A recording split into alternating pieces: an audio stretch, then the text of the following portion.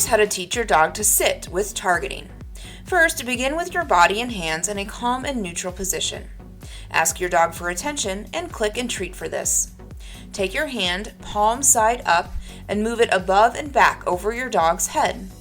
Most dogs will sit almost by accident as they try to follow your hand. When your dog's rear end makes contact with the floor, click, then toss the treat on the floor. Repeat steps 1 through 5 until the dog seems to understand the prompt. When your dog is reliably responding to the prompt by placing its rear on the ground, you can begin to teach a verbal cue. Keep the cue simple, like sit. Start in a neutral position, say the cue, then do the hand prompt. As the dog's rear end hits the ground, click and toss the treat to the floor. Repeat this several times. Then say the cue, but do not use the hand signal, and see if the dog will sit. Be patient and say the cue only once. If the dog sits, click and treat and repeat. If the dog does not sit, keep working on step 8. Do this in short sessions a few times a day until you get the behavior with the verbal cue only. By the time you've done this, you should be able to elicit the behavior with either the hand signal or the verbal cue. Work on getting the behavior in lots of different environments and situations. Helpful hint: as you work with your dog, start rewarding this behavior with real-life rewards. Have the dog sit to go through a door, or sit to have a ball thrown, or sit to get attention from a guest. Sit should be a very reliable behavior that the dog can use to get what it wants. So we've told you about hand targeting, right? When we get the dog to touch their nose to our hand for a treat.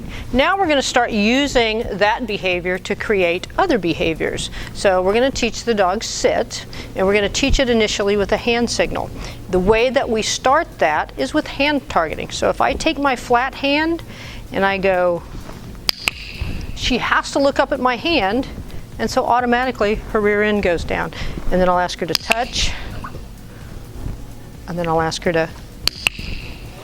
So that becomes a really convenient hand signal and a very clear signal for the dog, right? If my dog's clear across the field or the yard or the room, I can go like this and the dog knows what that means, right? So once you get them following your hand, then you just turn that into a hand signal. Notice I'm not saying anything. I'm not saying the word yet. I want them to understand the behavior first, and then I'm going to install the word.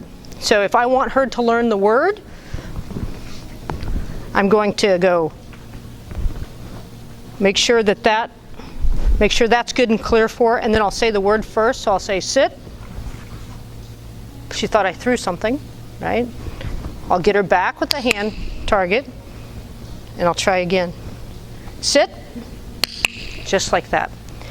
Once you've done that, maybe 50 times with your dog, then they will know it just on verbal cue. So with her, I can go, and she sits, or I can say, sit. And when she's not distracted, she usually can. Moxie, sit. She'll know both. So again, hand signal is this. Just bend at the elbow with your flat hand. And the verbal signal, when you install it, sit, and then do the hand signal. And they'll eventually know both. Here's your homework for sit. Level 1. Practice sit in different areas of the house. Ask for your dog to give you a sit to be fed or to be petted. Level 2. Practice having your dog sit at street crossings. See if your dog will sit for other people. Level 3. Teach your dog to sit before being allowed to greet guests that come to your home. Level 4. Ask your dog to sit as you pass by other dogs, people, bicycles, or other objects on walks.